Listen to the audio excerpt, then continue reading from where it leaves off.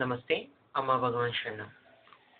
నిజానికి నన్ను చూసిన వాళ్ళు ఎవరైనా సరే, నా స్నేహితులు కానియండి, నాకు తెలిసిన వాళ్ళు కానియండి, చేసే అతి సాధారణ కామెంట్ ఏంటంటే, "తన్మయ్ నువ్వు ఎంత డైనమిక్‌గా ఉంటావు, ఎంత ఫాస్ట్‌గా రియాక్ట్ అవుతావు, ఎంత బాగా ఆలోచిస్తావు, ఎంత ఫియర్‌లెస్‌గా ఉంటావు" అని చెప్తూ ఉంటారు. కానీ నిజానికి నా లైఫ్‌లో ఒక 12 సంవత్సరాలు కనుక వెనక్కి వెళ్తే సుమారుగా నా జీవితం ఎంత ఫియర్‌తో ఉండేది అంటే, ఈవెన్ నాలో ఉన్న ఫియర్‌నన్ని ఎట్లా రూల్ ఔట్ చేసేది అంటే, కనీసం ఓ వ్యక్తిని తన ఫేస్ చూసి, తన వంక చూసి మాట్లే మాట్లాడలేనంత ఫియర్‌తో నిండి ఉండేవాడిని. కానీ ఈరోజు చూడండి ఎంత హ్యాపీగా, రిలాక్స్‌డ్‌గా నా యొక్క ఎక్స్‌పీరియన్స్‌ని కూడా వీడియోస్ ద్వారా క్రియేట్ చేసి, మీ అందరితో షేర్ చేసుకునే ఆ యొక్క హ్యాపీనెస్ ఇచ్చింది ఎవరంటే అమ్మాయన్ భగవానే.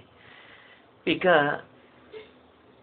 ఫియర్ గురించి చూస్తే, మన లోపల ఉండే ఆ అన్‌కాన్షియస్ మైండ్‌లో ఉండే మనకిష్టం లేని ఆ ఎమోషన్స్‌ని లో ఉన్న చార్జ్ వల్ల ఫియర్స్ అనేవి వస్తున్నాయని తెలుసుకున్నాం. కాకపోతే మరి దాన్ని ఎట్లాగా ఓవర్‌కమ్ చేయాలి? మనకి ఆ అన్‌కాన్షియస్ మైండ్ నుంచి వస్తున్న ఫియర్స్ అని తెలిసినా సరే, దాన్ని మనం ఫేస్ చేయాలి అంటే గనక, మనకి మానవ ప్రయత్నమే కాదు, దానికి అవసరమైంది ఆ భగవంతుడి యొక్క కృప, వారి యొక్క కరుణ, వారి యొక్క గ్రేస్ చాలా అవసరం. మరి ఇంత బిజీ లైఫ్‌లో అది సాధ్యమా అంటే, సాధ్యమనే చెప్పాలి. ఎందుకంటే, మన కోసం మన అవతారమూర్తులైన అమ్మా భగవాన్ ఈ భూమిపైకి దిగొచ్చారు కదా!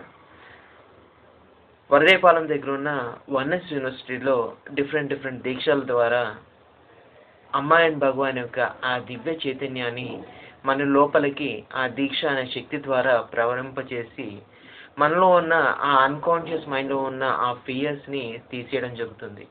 ఒక్కసారిగా ఆ ఫియర్స్ కానీ వెళ్ళిపోతే ఇంక జీవితం అంతా కూడా అద్భుతమే కదా!